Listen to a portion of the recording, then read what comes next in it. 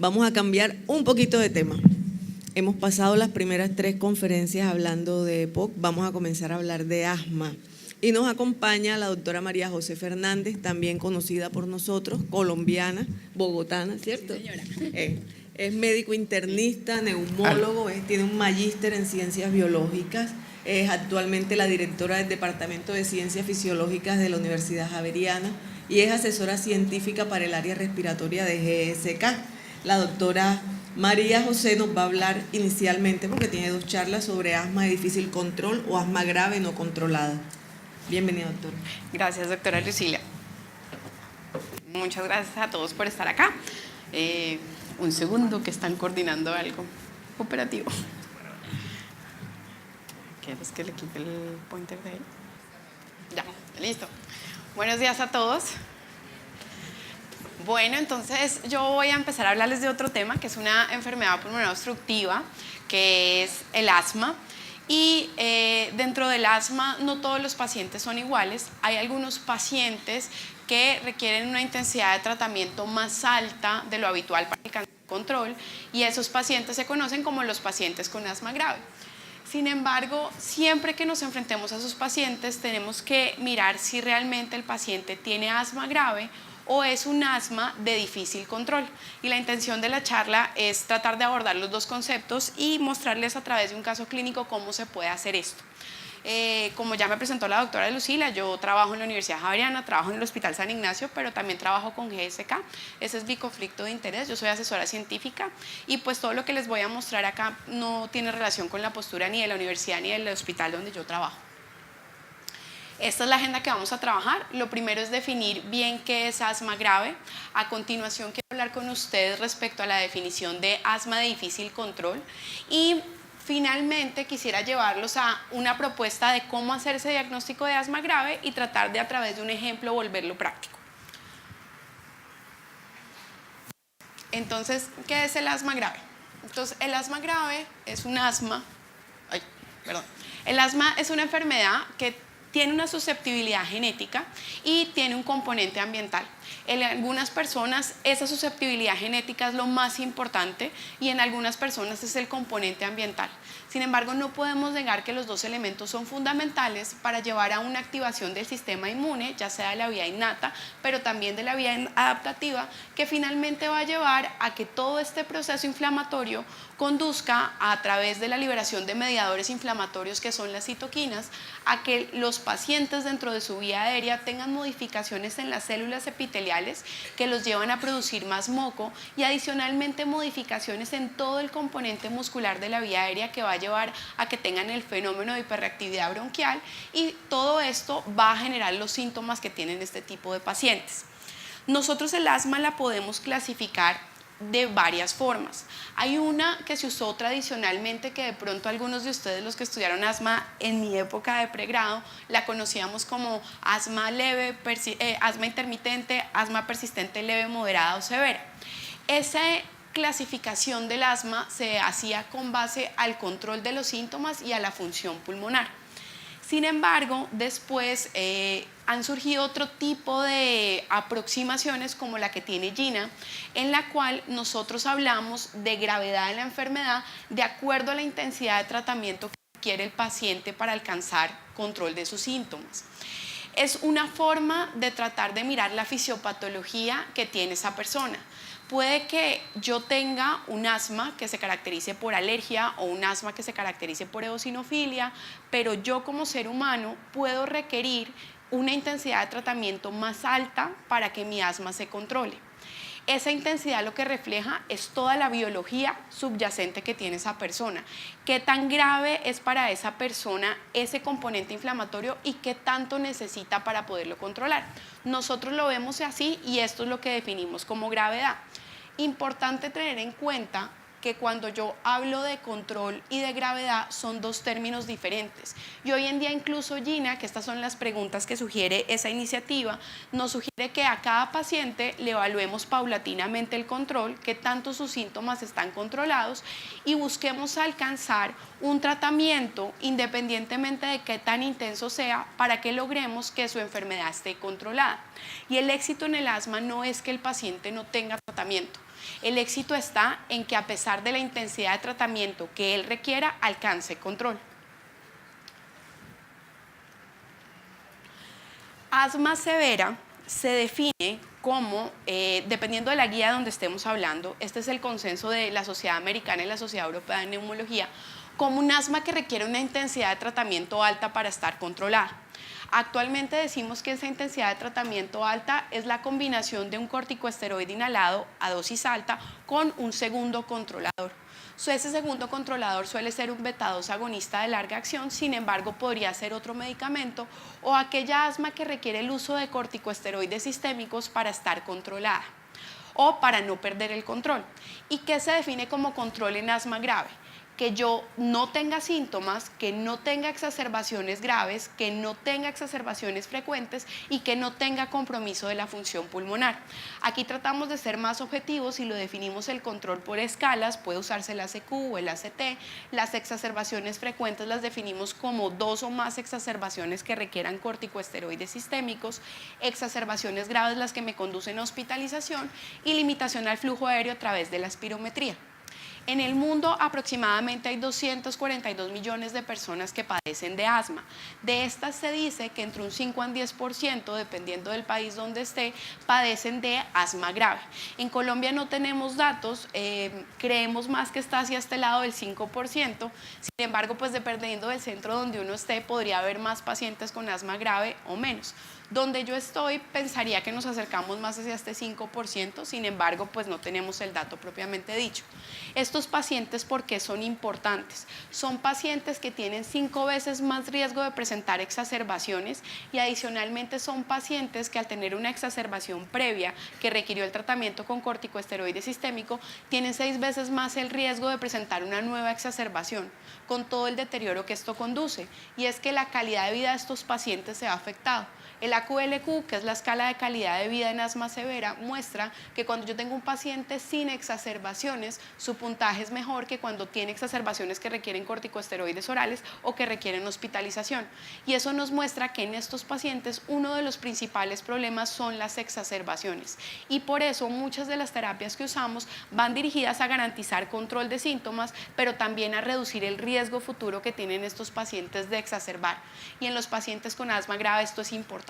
Son pacientes que por tener asma grave se diferencian de los pacientes con asma leve o moderada en que tienen mayor dificultad para hacer sus actividades como el trabajo, como ir al colegio o sus actividades de la vida diaria. ¿Qué es asma de difícil control? Y aquí viene la diferencia importante. Asma grave o asma severa es el asma que requiere esa intensidad de tratamiento que estábamos hablando. Pero ¿qué puede pasar? Que yo considere que mi paciente tiene un asma grave y empiece a escalar en tratamiento farmacológico y de pronto me olvide que el paciente tiene alguna comorbilidad que le puede estar exacerbando el asma y que puede estar haciendo que yo no tenga control de la enfermedad. Eso es asma de difícil control. Es un asma en la cual las comorbilidades, la poca adherencia al tratamiento, el continuar estando expuesto a los factores que me desencadenan la exacerbación de mi asma, hace que yo no me controle. Y podría pensar yo falsamente que estoy frente a un caso de asma severa cuando realmente estoy frente a un caso de asma que si yo controlara estos factores podría alcanzar el control que requiero. ¿Qué debemos pensar en estos pacientes? Primero, ¿están recibiendo la medicación? ¿La están usando adecuadamente? Muchos de los pacientes con asma, como tienen periodos en los cuales no tienen síntomas, deciden dejar o suspender el tratamiento. También existe el mito de yo lo que quiero es no usar el inhalador. Eso yo lo oigo mucho en consulta y realmente ese no es el éxito es que el paciente entienda que puede requerir el inhalador, pero que eso va a garantizar que tenga control. Mientras no logremos eso, el paciente podría suspender el medicamento, yo pensar que estoy frente a un asma grave y realmente estar frente a un asma de difícil control. Otro elemento muy importante, la mala técnica del inhalador. Cuando se hacen encuestas en médicos de atención primaria, entre el 70 al 90% de los médicos no saben usar el inhalador. Si yo le voy a enseñar a mi paciente a usar un inhalador, tengo que conocer cuál es la técnica que debe usar y por eso es muy importante que la conozca uno como médico, pero también que se tome el tiempo en la consulta para explicarle al paciente cómo usarlo y dónde está cometiendo errores. La exposición continua a agentes sensibilizantes o irritantes. Yo tengo un caso particular de un paciente que trabaja en peluquería y hace queratina, y la queratina le exacerba el asma. Es muy difícil porque el paciente, ese es su trabajo, no ha querido suspenderlo, y eso puede hacer que sea un asma de difícil control. Si yo no logro modificar eso, puedo seguir escalando en terapia y llegar a una terapia de asma grave. Realmente mi problema no está en escalar, está en suspender el irritante. Comorbilidades. Hay muchas enfermedades que se asocian con el asma. Cuando yo hablo de rinitis o de pólipos nasales, nosotros solemos separar la enfermedad de la vía aérea superior de la enfermedad de la vía aérea inferior, pero nunca debemos olvidar que es la misma mucosa la que está uniendo la vía aérea superior con la vía aérea inferior. Y si yo no controlo la rinitis y se me activa, esa inflamación que está acá, por simple continuidad, va a ir a activarme la inflamación de la vía aérea inferior. El reflujo, cuando yo tengo contenido ácido que cae del estómago, del esófago a la vía aérea, eso hace que yo genere broncoespasmo y que se me active la inflamación. Entonces, estos elementos son importantes a tener en cuenta. Diagnóstico incorrecto. No todos los pacientes que tienen tos, disnea o presión torácica y sibilan en episodios intermitentes son asma. Yo puedo tener una disfunción de las cuerdas vocales que se puede comportar como un asma y adicionar la dosis de terapia y seguir continuando escalando en terapia y el paciente nunca se me va a continuar. A controlar, perdón, y por lo tanto es importante descartar que otras enfermedades se estén confundiendo como asma. Y finalmente, problemas psicosociales que pueden generar que el paciente tenga depresión o ansiedad y eso haga que no se controle.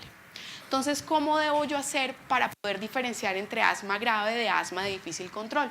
Y esta sería como la propuesta que traté de traerles y les voy a mostrar en un caso clínico como lo solemos hacer en el hospital donde yo estoy.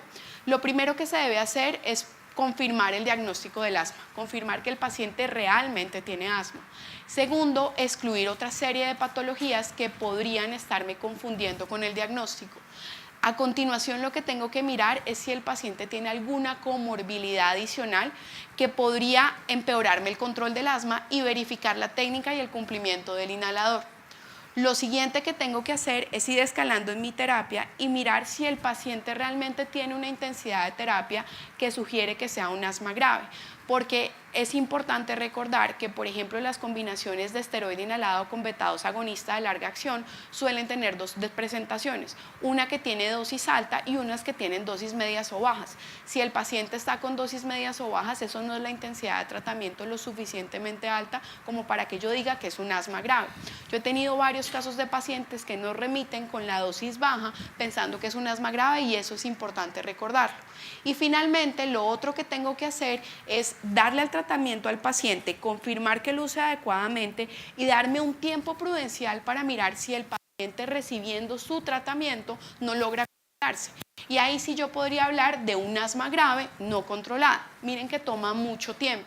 Dependiendo del sistema de salud donde yo esté, puede hacerse en 3 o 6 meses o puede tomar más tiempo, porque el paciente yo debería poderlo seguir en control de forma estricta. No sé cómo sea en todos los sitios, pero por ejemplo donde yo trabajo hay pacientes que por más que uno los cita a los 3 meses, terminan llegando a los 4 meses porque no hay disponibilidad de agenda, porque la cita no la autorizan por muchas razones y eso puede demorar un poco este tiempo, pero lo importante es que se tomen el tiempo suficiente para estar seguros que es un asma grave. ¿Cómo poderlo hacer? Y este es el caso clínico que les traigo. Este es un paciente, pues es hipotético, pero pues es un paciente que tuvimos similar en consulta.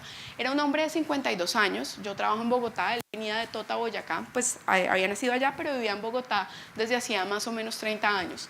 Era un paciente que había sido conductor de taxi y en algún momento había trabajado en una fábrica de textiles. Él llegó remitido a la clínica de asma grave del hospital. Al hacer un poco la anamnesis de la historia clínica, era un paciente que tenía un diagnóstico de asma tardía, pero ya llevaba con ese diagnóstico de asma desde los 32 años, llevaba 20 años con el diagnóstico y él refería que lo habían diagnosticado porque tenía episodios intermitentes de tos y disnea y opresión torácica. Era un paciente que venía en seguimiento, se le habían hecho varias espirometrías y adicionalmente se le habían hecho varios controles donde se les había medido la escala de ACT, que es la que nosotros usamos allá en cuanto a control, y venía con una terapia bastante extensa que ahorita les voy a dilucidar un poco más. ¿Qué era lo que les preocupaba a los médicos que no lo enviaron? Que a pesar de venir con toda esa terapia, el paciente en el último año había tenido 2 exacerbaciones que habían requerido toma de corticosteroide sistémico y por eso lo enviaban a la clínica.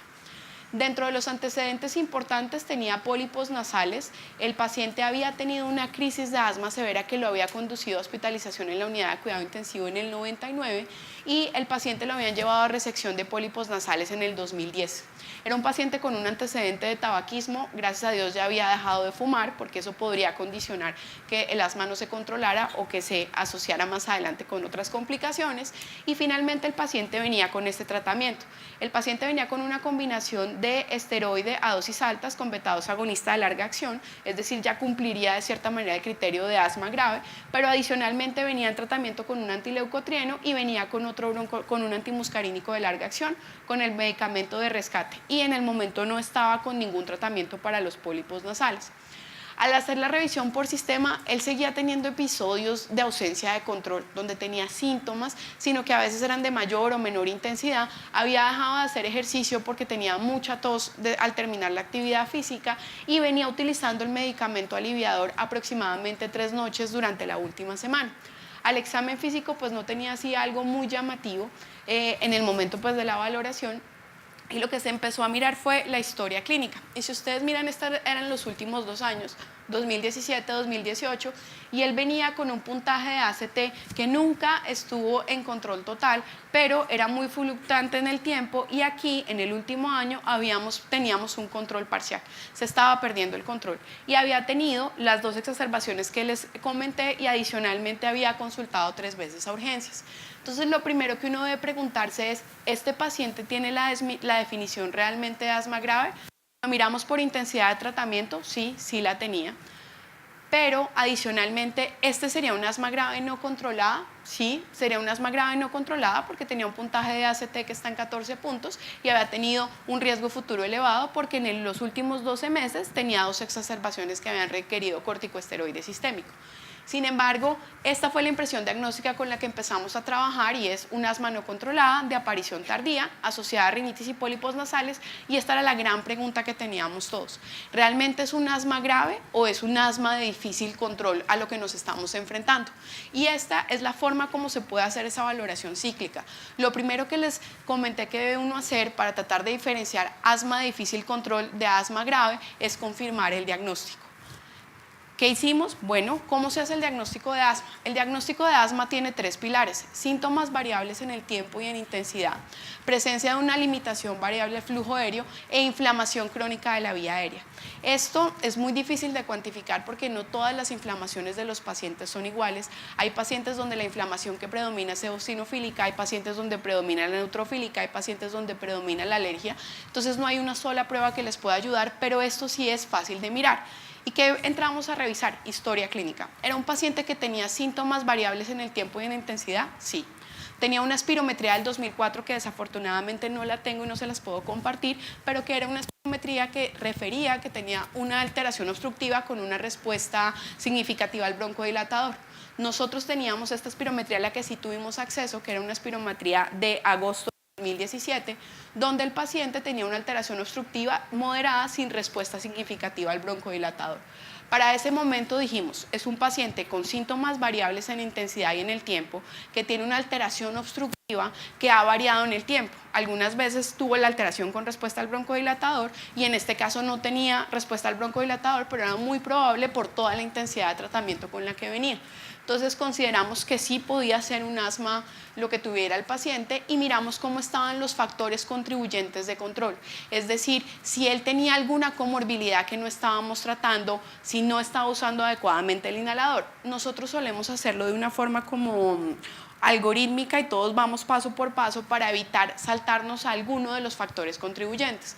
Lo primero que hacemos son los cuestionarios de adherencia. Este cuestionario se utiliza para ver adherencia a medicamentos inhalados y este para ver adherencia a medicamentos orales, por lo que estaba tomando el antileucotrieno. Lo hicimos y el paciente realmente tenía adecuada adherencia tanto a medicamentos inhalados como a medicamentos orales. En este caso, si uno tuviera disponibilidad de óxido nítrico exhalado, se podría hacer una prueba de supresión de feno, pero nosotros no lo teníamos en ese momento en la institución, o uno puede mirar con inhaladores electrónicos si tiene esa disponibilidad. Lo otro es mirar si el paciente comete errores críticos durante el uso de los inhaladores. El paciente no los cometió y de todas maneras iniciamos educación tanto presencial como telefónica y empezamos una evaluación mensual para mirar cómo iba esta parte de adherencia y de uso correcto de inhaladores. Miramos todas las comorbilidades, evaluamos y nos dimos cuenta que el paciente tenía pólipos, rinitis y sinusitis y que venía sin tratamiento, y evaluamos si tenía disfunción de cuerdas vocales, se hizo con el grupo de otorrino, se hizo una nasoscopia y miramos que no tenía la disfunción, miramos si tenía criterios para apnea del sueño, no lo tenía, y como pueden ver acá es una evaluación completa. Se mira si el paciente sigue fumando, si tiene reflujo o si tiene síntomas para considerar hacer una endoscopia o una pH-metría, cuestionarios de ansiedad y depresión. Una radiografía de tórax para ver si existen bronquiectasias o algo adicional. Hicimos pruebas de función pulmonar, los volúmenes pulmonares confirmaron el atrapamiento, la difusión pulmonar era completamente normal y finalmente, miramos todo lo que son los factores exposicionales y no tenía ningún factor exposicional en ese momento no controlado. En ese momento optimizamos el tratamiento. ¿Qué decidimos hacer? Iniciar el esteroide intranasal y lo remitimos a otorrino, y adicionalmente pudimos tener en el momento una valoración de feno que estaba muy alto, ajustamos bien toda la parte de esteroide inhalado, le miramos si lo estaba usando adecuadamente, hicimos cuestionarios, seguimos al paciente y lo citamos después en el tiempo. Esta evaluación que se hace, que les voy a mostrar, es 6 meses después. La espirometría continuaba teniendo una obstrucción, le hicimos los puntajes de cuestionarios y seguía con un ACT bajo y teníamos todo esto, con lo cual podíamos concluir que este paciente sí tenía un asma grave. Y en este momento, después de hacer todo esto, es que yo puedo decir paciente tiene asma grave. Entonces, en resumen, lo que les quiero dejar es que los pacientes con asma grave y asma de difícil control suelen confundirse. ¿Qué es lo importante? Que yo entienda que la intensidad de tratamiento me puede definir que el paciente tiene asma grave, pero no debo quedarme ahí, sino que debo mirar todo lo que les enuncié, si está controlado, comorbilidades, adherencia, factores exposicionales, y una vez que haga esto, sí podría decir que tiene asma grave, y si requiero adicionarle otro tipo de tratamiento, fenotipificar al paciente. Y bueno, creo que me pasé 30 segundos, pero lo logré. Muchas gracias.